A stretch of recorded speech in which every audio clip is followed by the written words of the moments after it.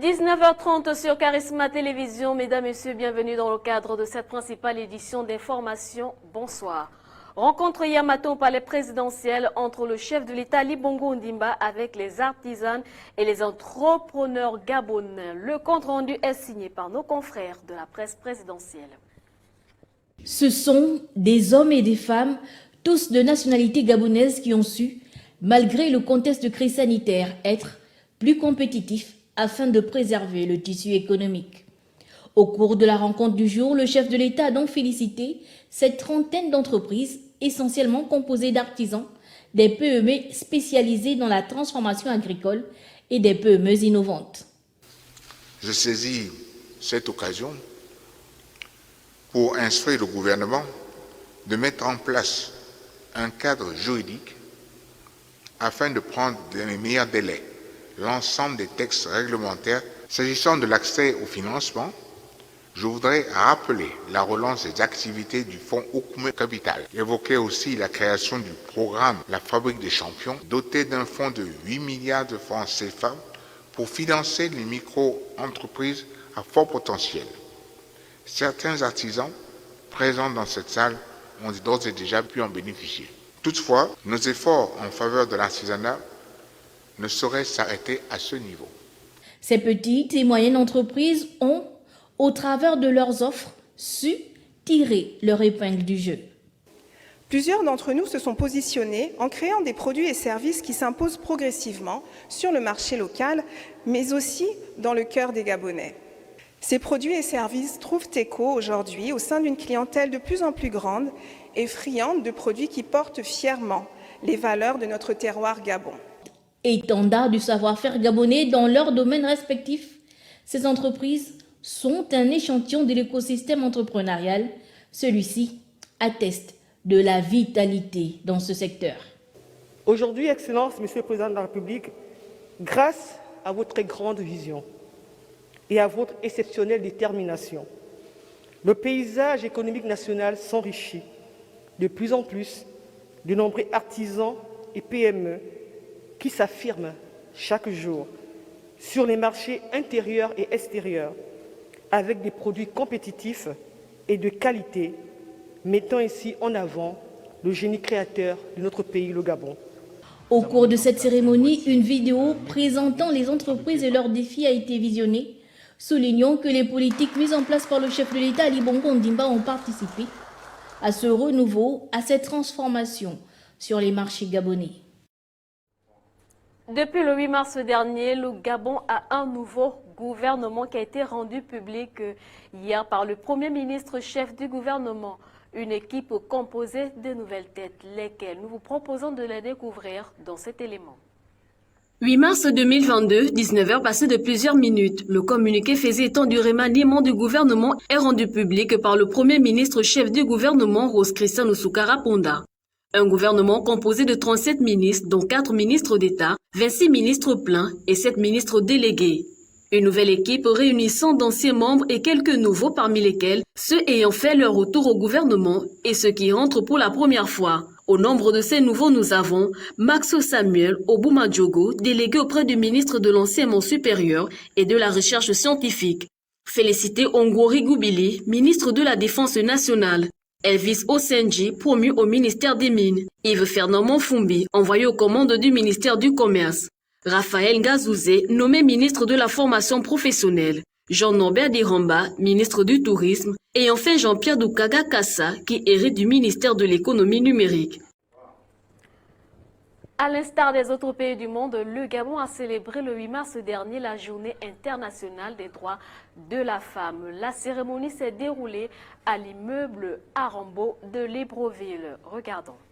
Aujourd'hui, c'était vraiment un thème très important que nous avons abordé, c'est les besoins et les rôles des femmes et aussi des filles dans les processus de changement climatique et où nous devons prévenir les changements climatiques, nous devons adapter aussi à ces changements climatiques et les femmes et les filles sont les plus touchées, bien sûr les enfants en général, mais les femmes et les filles, nous avons constaté qu'elles souffrent encore de beaucoup d'inégalités. C'est pour ça qu'aujourd'hui nous célébrons la journée mondiale des droits des femmes. Le Gabon est une bonne élève. On peut dire que vraiment il y a un engagement, une volonté de très haut niveau qui fait qu'il y a un programme aussi et plusieurs politiques en place pour transformer la condition des femmes et des filles, pour enlever toute forme de discrimination et des manques d'opportunités par rapport à ça. Il y a des inégalités importantes encore entre hommes, garçons et femmes et filles, mais cette volonté politique fait que, par exemple, le Gabon a pu faire des réformes juridiques législatives importantes dans les pays. Maintenant, le cadre légal, le cadre juridique, il est bon. Mais il s'agit maintenant de mettre en œuvre, et ça nécessite aussi un changement des mentalités des populations, des femmes et des filles elles-mêmes, par ailleurs, en tout premier, mais aussi du reste de la population, des communautés. Il faut de la leadership au niveau communautaire, les leaders religieux, les leaders municipaux, les associations. Il faut que nous nous mobilisions tous. Et des journées comme aujourd'hui, nous célébrons ça au niveau de la capitale, mais aussi dans les grandes villes, mais aussi dans les capitales provinciales. C'est une façon de sensibiliser que oui, il persiste des grandes inégalités encore, mais ensemble, on peut les éliminer. L'association Kamikaze Contact, par le truchement de son président, Maître Lafont Beka Benzé, a ajouté une corde de plus à son art. Il s'agit du Muay Thai. Découvrons l'origine de cet art martial avec Inès Konga-Mombo. La pluralité des disciplines sportives au sein de l'association Kamikaze Contact Combat, initiée par son président, Maître Lafont Beka Benzé, permet d'équiper davantage ses adhérents. Celle-ci a ajouté une corde supplémentaire à son arc. Il s'agit de la boxe thaïlandaise, appelée encore Muay Thai, qui tire son origine dans les pratiques martiales ancestrales, notamment dans le Muay Boran traditionnel et le Krabi Krabong, pratique avec les armes. Elle est la plus populaire dans la boxe sud-est asiatique et doit sa popularité au fait qu'elle est une discipline nationale professionnalisée. Sa pratique permet à de nombreux sportifs, même très jeunes, entraîneurs, managers et promoteurs d'en vivre. 8 parties du corps interviennent dans cet art martial. Le Muay Thai est un art martial thaïlandais. Bon, disons que c'est l'aspect combat du Muay Boran, comme le Sanda avec le Wushu. C'est-à-dire qu'on utilise, on travaille avec les os.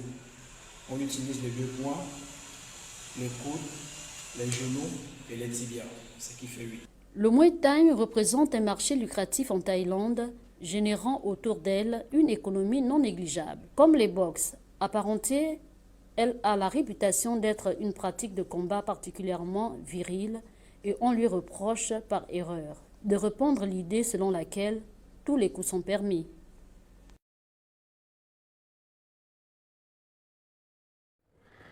Après la pratique des arts martiaux est très bénéfique pour la forme physique, mais aussi pour la santé des pratiquants. C'est ce qui ressort de l'interview accordée à notre rédaction par l'instructeur Lewis Mbabekwi au micro de Inès Konga-Mombo. D'inculquer, sinon de tenter d'inculquer de nouvelles valeurs à la population gabonaise, en faire non pas une population de guerriers, de combattants, mais plutôt une population de sportifs, de personnes qui entretiennent leur corps, qui prennent conscience de l'utilité de pratiquer un art martial, de l'utilité de pratiquer une activité sportive, une activité physique régulière pour entretenir leur corps, être toujours en bonne santé. Lorsqu'on regarde un tout petit peu ce que l'on nous présente dans les médias, notamment les combats, exclusivement les combats, c'est-à-dire qu'on présente beaucoup plus l'aspect combat plutôt que de l'aspect martial, l'aspect intellectuel, spirituel, culturel de ces arts-là. C'est un tout petit peu ce qui a façonné la conception que les gens ont des arts martiaux, à savoir que les arts martiaux sont des sports violents où il y a beaucoup de sang. Mais ce n'est pas du tout ça. Certes, on ne va pas le nier qu'il y a une certaine forme de violence, mais on va dire que c'est une violence symbolique. Ce n'est pas une violence sauvage, agressive ou brutale comme il y en a dans la rue. Elle est symbolique. En quoi elle est symbolique? Elle est symbolique parce qu'elle est artistique. Qu'est-ce que ça veut dire l'artistique? C'est-à-dire qu'on apprend à manipuler nos corps, on apprend à faire de nos corps des armes, on apprend à apprivoiser notre violence, notre côté animal, notre bestialité. On améliore nos personnes, on essaie de devenir des meilleures personnes à travers les sports de combat, à travers les arts martiaux, surtout les arts martiaux. Donc ce n'est qu'une approche totalement biaisée que nous, en tant qu'instructeurs ou encore maîtres, pour ceux qui le sont, on doit changer cette conception-là. C'est à nous de présenter un autre visage de notre discipline. La page internationale de ce journal nous amène en RDC où le lourd chargement de 14 de cuivre est arrivé le semi-remorque Owo et est prêt à avaler le Kayen-Kaya, les quelques 200 km qui séparent les mines du Haut-Katanga. Regardons ce reportage signé par nos confrères d'Africa News. Cette usine, située à Lubumbashi, au sud de la RDC, produit du cobalt et du cuivre. Tous les jours, des camions vont et viennent chargés de tonnes de ces minerais à destination du port de Dar es Salaam en Tanzanie, d'où les cargaisons partent ensuite pour d'autres continents, en particulier pour l'Asie. Mais des mines du Katanga à la capitale tanzanienne, la route est longue et semée d'embûches. Les chauffeurs routiers prennent parfois 2 semaines pour faire le trajet à cause notamment des embouteillages, des nombreux péages et de l'attente à la frontière. C'est ce qu'explique Maniassi, un chauffeur congolais de 50 ans. Depuis mon départ de Lubumbashi, j'ai passé 2 heures dans les embouteillages, rien que pour arriver au péage de Kanyaka. Je ne sais même pas quand je passerai le péage, peut-être ce soir ou demain. Le plus difficile, c'est de passer ce péage. Il y a toujours des galères lors du contrôle des documents. Personne ne sait si le problème vient des contrôleurs ou d'autres services de l'État. C'est la route nationale 1 qui traverse le Grand Katanga que les chauffeurs empruntent. Une route en bon état, sauf qu'elle n'a que 2 voies, une pour chaque sens de circulation. Et les tracasseries ne s'arrêtent pas là. Certains chauffeurs se plaignent des voleurs, mais aussi des militaires et policiers qui les raquettent. Il y a aussi le coût élevé du transport. Pour quitter la RDC, je dois payer $200 au parking. $50 pour le visa. $300 pour le péage. Et je dois payer la même chose au retour. La RDC est le premier producteur mondial de cobalt et le premier producteur africain de cuivre, mais avec ces coûts, les camions congolais perdent toute compétitivité face aux autres transporteurs sud-africains, zimbabwéens ou tanzaniens. Car par réciprocité, par exemple, la Zambie fait payer le prix fort aux camions congolais qui traversent son territoire. Les étudiants zambiens qui étaient bloqués en Ukraine sont finalement rentrés chez eux sains et saufs. C'est ce qui ressort de ce reportage signé par nos confrères d'Africa News. Les étudiants zambiens qui étaient bloqués en Ukraine sont finalement rentrés chez eux. Au total, 79 Zambiens ayant fui la guerre sont arrivés mardi soir à l'aéroport international Kenneth Kaunda de Lusaka. Ils ont été accueillis sur le tarmac par le ministre des Affaires étrangères. Le gouvernement assurait à leurs proches qu'il s'occuperait de tous les Zambiens restants.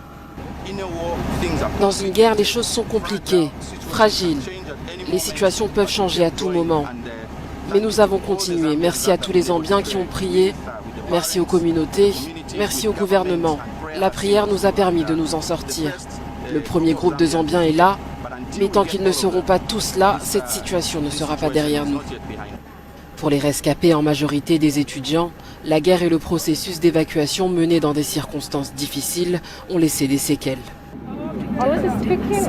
C'était assez terrifiant, traumatisant. Nous allons peut-être bien physiquement, mais mentalement, je ne pense pas que nous soyons prêts.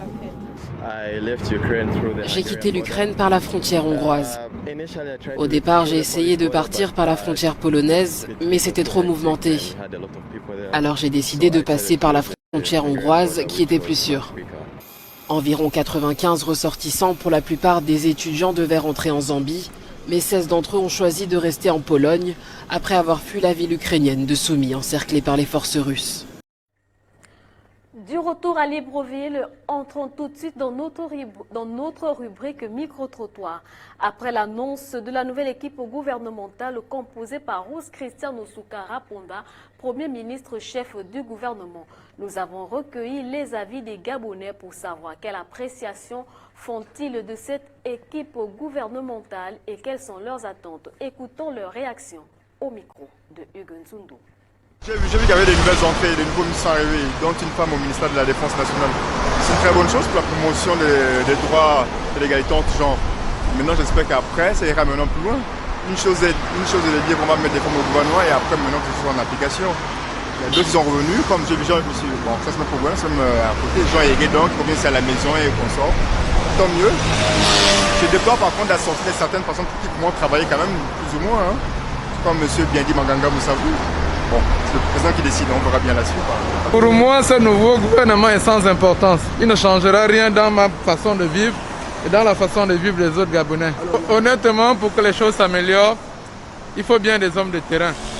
Il faut bien des hommes de terrain qui soient au courant des réalités que vivent les Gabonais. Parce qu'on a trop de bureaucrates, ils sont assis derrière leur bureau et ne savent en aucun cas de ce que nous vivons sur le terrain. Il faut qu'ils soient sur le terrain pour aller vivre. Ils ont enlevé M. Biendi Manganga Moussavou à l'agriculture, alors qu'il fut un temps cette agriculture était au sol. Il a essayé de le relever, mais on l'a enlevé. Au gouvernement que le président de la République a voulu mettre en place pour essayer de recadrer un peu sa vision de la politique qu'il veut mener à l'horizon 2025. De ma part, c'est un gouvernement qui remplit un peu les conditions d'une évolution d'un Gabon nouveau que le président de la République de tout son cœur, et nous espérons que les gens qui ont été choisis puissent répondre aux attentes et du président de la République, surtout des populations qui auront à gérer. C'est bien beau de changer le gouvernement à tout moment, mais est-ce que réellement ce gouvernement est là pour le peuple gabonais? Parce que nous constatons qu'à chaque fois les mêmes personnes reviennent, les mêmes personnes repartent, et puis jusqu'à présent il n'y a pas de changement. Dans ce gouvernement, vous savez, nous sommes déjà un peu désespérés parce que c'est bien beau de changer le gouvernement, mais est-ce que vraiment ce gouvernement est là? Est-ce qu'il va répondre aux attentes des Gabonais? C'est ça la question. Et sur le plan social, il y a des écoles qui ne sont pas construites, il y a des routes, hein, il y a des problèmes. Les Gabonais souffrent dans les hôpitaux, il n'y a pas de médicaments. Qu'est-ce qu'on fait? Le minimum, il n'y en a pas. C'est ça le problème. Concernant le nouveau gouvernement qui s'est établi, comme tout citoyen gabonais, on espère juste que les nouvelles réformes qui sont prises vont être mieux que les précédentes parce qu'au Gabon, on espère juste avoir du changement déjà concernant les établissements et tout ce qui en suit. Comme vous le savez, il y a beaucoup de manquants dans le pays et on espère juste que les nouvelles réformes qui ont été prises vont améliorer les conditions de vie du peuple gabonais et ainsi que le côté instructif. Comme vous le savez, c'est pas, je ne vais pas critiquer mon pays, c'est pas vraiment ça, mais c'est ça le sujet en fait. On espère que tout ira mieux avec ce qui a été mis en place et que les nouveaux dirigeants qui viendront en tête pourront être à la hauteur des attentes du peuple gabonais. Le nouveau gouvernement, là, c'est toujours les mêmes ministres. Non? On a changé quoi? Peut-être 2 ou 3 ou 4 là qu'on a changé, mais c'est toujours les mêmes qui partent, qui reviennent. Alors quel souhait? Attends, si on peut changer même tout le gouvernement, laisser un peu de nouvelles personnes là pour travailler, parce que ce sont les mêmes personnes qui sont là. C'est toujours le même travail qu'ils font. Qu'est-ce qui avance là? Rien du tout. Tout le monde aspire au changement, non? Mais à ces nouvelles personnes comme lesquelles? Les nouvelles personnes qui ont intégré le gouvernement, mais juste leur dire que s'ils peuvent faire différent, c'est tout. Voilà, chers téléspectateurs, qui vient mettre un terme à cette principale édition d'information. Merci à vous de nous avoir suivis. Merci à l'équipe technique qui m'accompagnait ce soir à la réalisation Wanembiye, au cadre Hugo Nzundu, au montage Ingrid Togu Matiegui, à l'infographie Aimé Joris Boussougou. Merci également à l'équipe rédactionnelle composée de Désiré Béningon, chef d'édition, et Inès Ngunga Mombo, secrétaire des rédactions. Je vous donne rendez-vous demain lorsqu'il sera 19h30 si cela plaît à Dieu. Entre-temps, n'oubliez pas que chaque instant de vie sur terre est un miracle de Dieu. Toujours entre grâce. Bonsoir.